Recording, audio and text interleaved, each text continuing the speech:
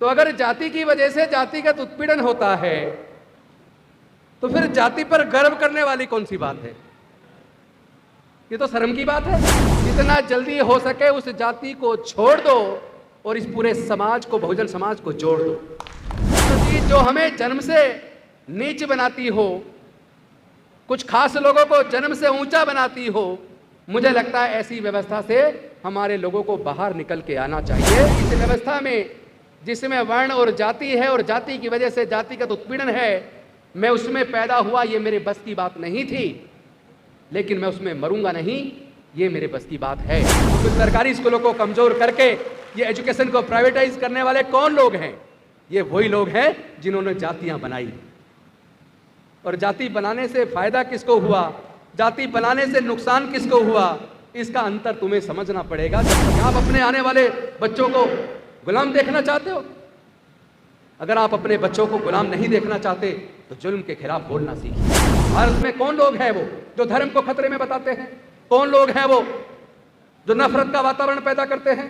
कौन लोग हैं वो जो जाति और धर्म के नाम पर उन्माद करते हैं? कौन लोग हैं वो जो जाति और धर्म पूछ के लोगों की हत्याएं करते हैं? इस लड़ाई को तलवार से, हथियार से नहीं लड़ा जा सकता। इस लड़ाई को बुद्धि और विवेक से, अपनी काबिलियत से, जैसे बाबा साहब ने लड़ा उसी तरह संवैधानिक तरीके से लड़ा भी जा सकता है और जीता भी। जिन पूंजीपतियों के पैसे से वो लोग हमारी वोट को खरीदते हैं, उन्हीं पूंजीपतियों के हाथों वो पूरे देश को बेच देते हैं, हमारे बच्चों के भविष्य को बेच देते हैं।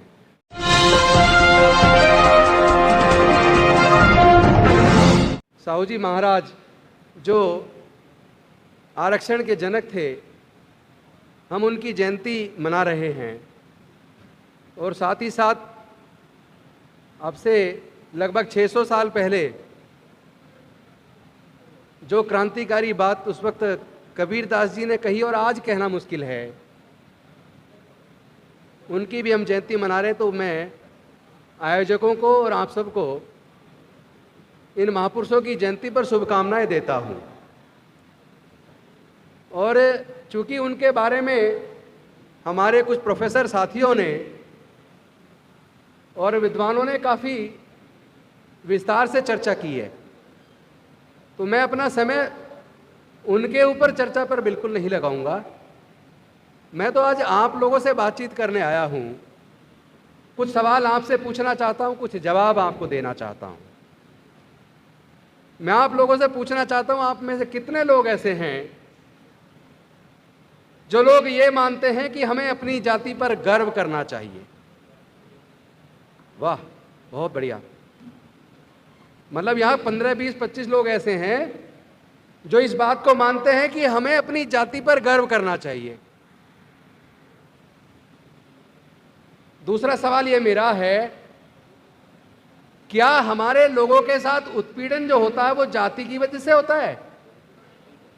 इस बात को कितने लोग मानते हैं? तो अगर जाति की वजह से जातिगत उत्पीड़न होता है तो फिर जाति पर गर्व करने वाली कौन सी बात है? ये तो शर्म की बात है। अगर ये जाति की वजह से जातिगत उत्पीड़न है तो जितनी जल्दी हो सके जाति को छोड़ दो।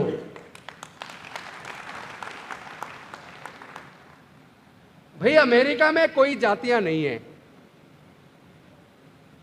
इंग्लैंड में कोई जाति नहीं है, जापान में कोई जाति नहीं है, चाइना में कोई जाति नहीं है, रसिया में कोई जाति नहीं है, फ्रांस में कोई जाति नहीं है, इटली में कोई जाति नहीं है, स्पेन में कोई जाति नहीं है, ऑस्ट्रेलिया में कोई जाति नहीं है, पूरी दुनिया में कोई जाति नहीं है। केवल जाति भारत में है और भारत में जाति की वजह से जातिगत उत्पीड़न है। तो जिस जाति की वजह से उत्पीड़न है, जितना जल्दी हो सके उस जाति को छोड़ दो और इस पूरे समाज को, बहुजन समाज को जोड़ दो। जिस दिन आप लोग इस जाति की गंदगी से बाहर आ जाएंगे और इस इतिहास को समझ लेंगे कि हमारे पूर्वज बौद्ध थे, हमारी सांस्कृतिक विरासत इतनी बेशकीमती है कि पूरे दुनिया ने उसको स्वीकार किया। जो अच्छी चीज है वो भारत से बाहर गई तो भारत से बाहर के देशों ने भी उसे स्वीकार किया। और जिसमें गंदगी है, जिसमें वर्ण और वर्ण में जाति है, जिसमें कोई जन्म से ऊंच और जन्म से नीच है, ऐसी गंदी व्यवस्था को पूरे दुनिया के किसी देश ने स्वीकार नहीं किया। और जो चीज जो हमें जन्म से नीच बनाती हो, कुछ खास लोगों को जन्म से ऊंचा बनाती हो, जो व्यवस्था देश के 90% लोगों को पढ़ने लिखने से, ज्ञान से दूर रखती हो, जो व्यवस्था देश के 90% से ज्यादा लोगों को व्यापार और संपत्ति से दूर रखती हो, मुझे लगता है ऐसी व्यवस्था से हमारे लोगों को बाहर निकल के आना चाहिए। और जिस व्यवस्था में समता, स्वतंत्रता, बंधुता और न्याय है, ऐसी व्यवस्था को जितनी जल्दी हो सके उतनी जल्दी स्वीकार कर लेना चाहिए। डॉक्टर बाबा साहेब अम्बेडकर इस बात को बारीकी से समझ गए थे कि हमारे लोगों के साथ जाति की वजह से जातिगत उत्पीड़न है और वो व्यवस्था वर्ण और जाति पर टिकी हुई है। हम उस व्यवस्था में बने रहेंगे तो ज्ञान से वंचित रहेंगे, चूंकि उस व्यवस्था का धर्मशास्त्र हमें पढ़ने की इजाजत नहीं देता। उस व्यवस्था का धर्मशास्त्र हमें व्यापार करने की, धन संपत्ति अर्जित करने की इजाजत नहीं देता। उस व्यवस्था का धर्मशास्त्र हमें इंसानियत का दर्जा भी नहीं देता। उस व्यवस्था का धर्मशास्त्र जिस तालाब में जानवर मलमूत्र कर सकता है, उस तालाब के पानी को छूने की भी इजाजत नहीं देता। ऐसी व्यवस्था को जितनी जल्दी हो सके उसको हमें छोड़ देना चाहिए।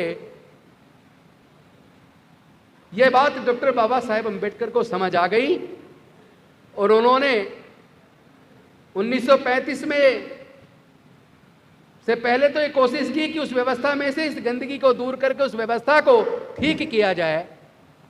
और जब उनके सारे प्रयास विफल हो गए तो उन्होंने 1935 में येवला में ये संकल्प किया कि मैं इस व्यवस्था में, जिसमें वर्ण और जाति है और जाति की वजह से जातिगत उत्पीड़न है, मैं उसमें पैदा हुआ, ये मेरे बस की बात नहीं थी, लेकिन मैं उसमें मरूंगा नहीं, ये मेरे बस की बात है। उसके बाद पूरे दुनिया के धर्मों का अध्ययन करने के बाद उनको जो बारीक अंतर समझ आया वो ये था कि बाकी धर्म एक धर्मशास्त्र से चलते हैं और उस धर्मशास्त्र पर क्वेश्चन करने का वहाँ आज़ादी नहीं है। और दूसरी तरफ बुद्धिज़्म है, जहाँ बुद्ध खुद कहते हैं कि किसी बात को इसलिए मत मानो कि ये मैंने कहा है, किसी बात को इसलिए भी मत मानो कि ये किसी धर्मशास्त्र में लिखी है, किसी बात को इसलिए भी मत मानो कि विद्वानों ने कही है। किसी भी बात को मानने से पहले उसका परीक्षण करो, उसको तर्क की कसौटी पर कसकर देखो, बुद्धि और विवेक से कसकर देखो, और परीक्षण करने के बाद आपको अगर लगे ये बात सही है, ये हमारे लिए हितकारी है, तब आप उस बात को मानो। तो डॉक्टर बाबा साहेब अम्बेडकर को ये जब बारीक अंतर समझ आया और इसको समझने में लगभग 21 साल सारे धर्मों के धर्मशास्त्रों का अध्ययन करके तब उन्होंने तय किया कि ये जो साइंटिफिक रिलीजन है, जिसमें तथागत बुद्ध कहते हैं अत्त दीप भव, अपना दीपक स्वयं बनो, जिसमें लोगों को प्रश्न करने की आज़ादी है, जिसमें लोगों को साइंटिफिकली सोचने की आज़ादी है, जिसमें समता, स्वतंत्रता, बंधुता और न्याय है, जिसमें प्रज्ञा है, शील है, जिसमें सबके लिए सम्यक दृष्टिकोण है, वही शायद मानव के लिए कल्याणकारी धर्म है। तब डॉक्टर बाबा साहेब अम्बेडकर ने संकल्प किया कि मैं भारत को बौद्धमय करूंगा, मैं भारत को प्रबुद्ध भारत बनाऊंगा, जहां किसी का जाति के आधार पर उत्पीड़न ना हो, वर्ण के आधार पर उत्पीड़न ना हो, जहाँ कोई जन्म से ऊंचा और जन्म से नीचा ना हो, जहाँ स्त्री और पुरुष के बीच में कोई अंतर ना हो, जहाँ कोई छोटा व बड़ा ना हो, जहाँ सबके लिए समान दृष्टिकोण हो, जहाँ सबके लिए न्याय की अवधारणा हो। तो उन्होंने ये संकल्प किया कि मैं भारत को बौद्धमय करूँगा। लेकिन अनफॉर्चुनेटली 14 अक्टूबर 1956 को धम्म दीक्षा लेने के बाद 1 महीना 22 दिन बाद ही वो महापरिनिर्वाण को प्राप्त हो गए। और उनका जो सपना था भारत को बौद्धमय बनाने का, भारत में समता, स्वतंत्रता, बंधुता और न्याय पर आधारित व्यवस्था तैयार करने का, वो सपना रह गया। और हमारे समाज के पढ़े लिखे लोग गद्दार साबित हुए, जिन्होंने ये भी नहीं सोचा कि हमारे पढ़ने लिखने के रास्ते खोलने वाले, हमारे संसद और विधानसभाओं में हमारे लिए कुर्सी सुनिश्चित करने वाले भारत को बौद्धमय बनाना चाहते थे। हम कितनी नकारा और निकम्मी औलाद है कि बाबा साहेब के सपने को भी पूरा न कर पाए। इसलिए हमने संकल्प किया है और हम आपसे भी चाहते हैं कि आप भी संकल्प करो। अगर आप ये मानते हो कि जाति एक बीमारी है और जाति की इस बीमारी की वजह से हजारों साल तक हमारा उत्पीड़न हुआ है, हम जाति को छोड़ेंगे, तो बाबा साहेब के संकल्प को याद करके तय करो कि हम बाबा साहेब को भारत को बौद्धमय बनाने के सपने को पूरा करेंगे। केवल जुबान चलाने से काम नहीं चलेगा, बोलने से केवल काम नहीं चलेगा।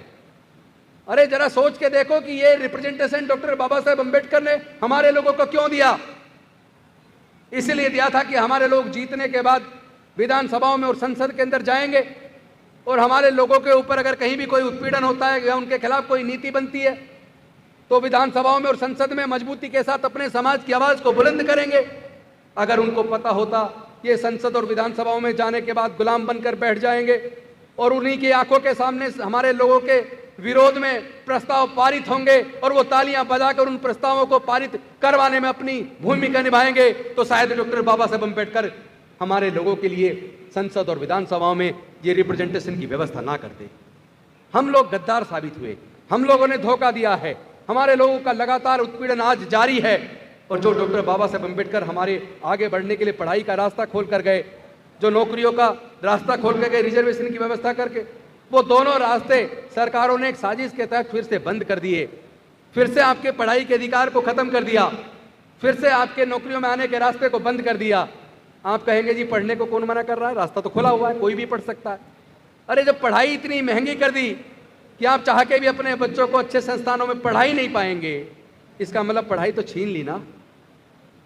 हमने तो सर्वे करवाया कि देश के अंदर जो माननीय सर्वोच्च न्यायालय और माननीय उच्च न्यायालय के जज हैं, देश के अंदर जितने सीनियर ब्यूरोक्रेट्स हैं, देश में जितने senior professor, senior scientist, senior doctor, senior engineer हैं, वो कौन से स्कूलों से पढ़े हैं। तो सर्वे में निकल के आया 98% के करीब माननीय सर्वोच्च न्यायालय, उच्च न्यायालय के जजेज, senior bureaucrat, senior doctor, senior engineer, senior scientist, senior professor सरकारी स्कूलों से पढ़े हैं।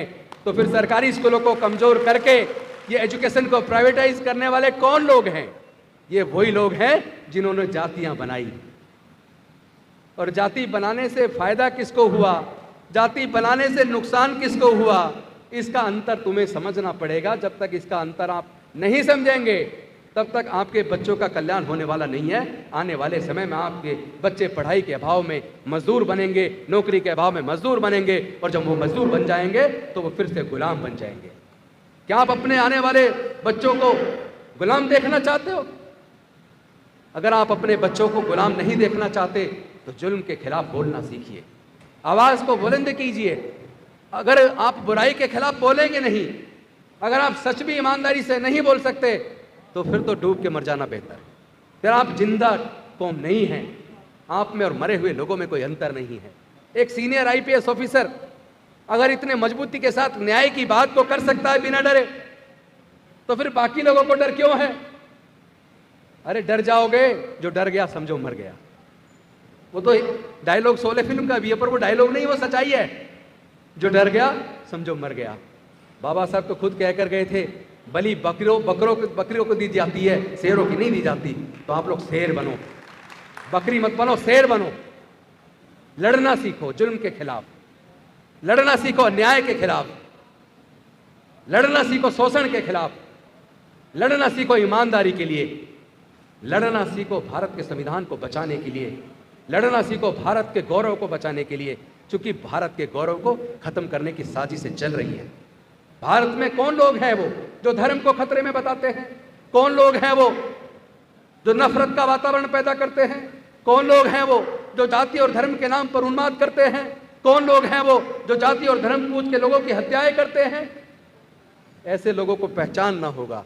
यही लोग हैं जिन्होंने भारत में जाति की उत्पत्ति की, यही लोग हैं जिन्होंने हजारों साल तक हमें गुलाम बना के रखा, हमारे आगे बढ़ने के रास्ते बंद करके रखा।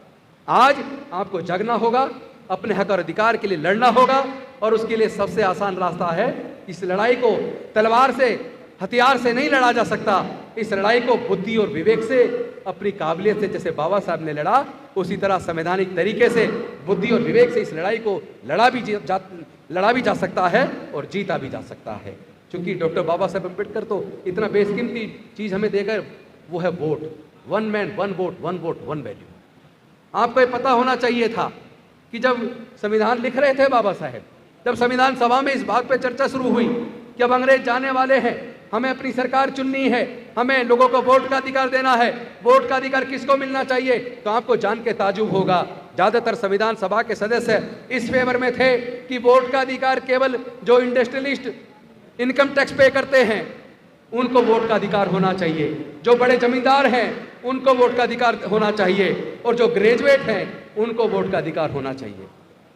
सोच के देखो, अगर डॉक्टर बाबा साहेब अम्बेडकर संविधान सभा के उन सदस्यों की बात को मान लेते तो भारत के केवल 5% लोगों को वोट डालने का अधिकार मिलता। उसके बाद जो 5% लोग सरकारों को चुनते, वो सरकारें केवल उन 5% लोगों के लिए काम करती। आपके लिए ना कोई स्कूल बनता, ना कोई अस्पताल बनता।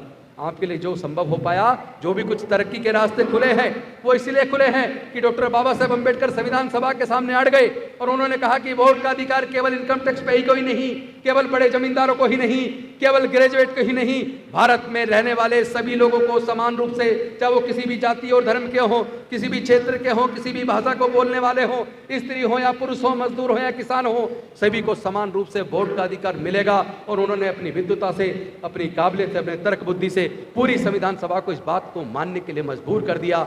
लेकिन गलती हमसे हो गई, गलती हमसे हो गई कि कितने मुश्किल से डॉक्टर बाबा साहेब अम्बेडकर ने हमें वोट का अधिकार देकर अपनी सरकारों को अपनी इच्छा के हिसाब से चुनने का मौका दिया, लेकिन हम अपनी इस बहुमूल्य वोट की कीमत को समझ नहीं पाए। 1500 रुपए में, 2000 रुपए में शराब की बोतल में, 10-20 किलो अनाज में हमने इस अपनी वोट को बेच दिया। और हम ये भूल गए, जिन पूंजीपतियों के पैसे से वो लोग हमारी वोट को खरीदते हैं, उन्हीं पूंजीपतियों के हाथों वो पूरे देश को बेच देते हैं, हमारे बच्चों के भविष्य को बेच देते हैं। तो आपको अपनी वोट की कीमत भी पहचाननी होगी और अपनी इन सारी जातियों को खत्म करके पूरे बहुजन समाज को एकजुट करना होगा, जिनको हम संविधान की भाषा में अनुसूचित जाति, जनजाति, पिछड़ा वर्ग कहते हैं। हम सब लोग को एकजुट होना होगा, क्योंकि हमारे पूर्वज एक थे, हमारा खून एक है, हमारे पूर्वज बौद्ध थे। हमें अपनी सांस्कृतिक विरासत को, अपने बुजुर्गों की उस विरासत को बचाना होगा और फिर से भारत को गौरवान्वित करना होगा। इन्हीं शब्दों के साथ, इस उम्मीद और आशा के साथ कि आप मेरी बात को समझने की कोशिश करेंगे और हमारे जिन विद्वान वक्ताओं ने आपको अपने वक्तव्य के माध्यम से अपने समाज के इतिहास का अवबोध कराने की कोशिश की है, उसको आपने ध्यान से सुना होगा और आप निश्चित तौर पर सच को जानेंगे, अपने इतिहास को जानेंगे और अपने आने वाले बच्चों का एक नया इतिहास आप बनाएंगे। इस उम्मीद के साथ मैं अपनी वाणी को विराम देता हूँ। बहुत बहुत धन्यवाद। नमो बुद्धाय। जय भीम, जय भारत।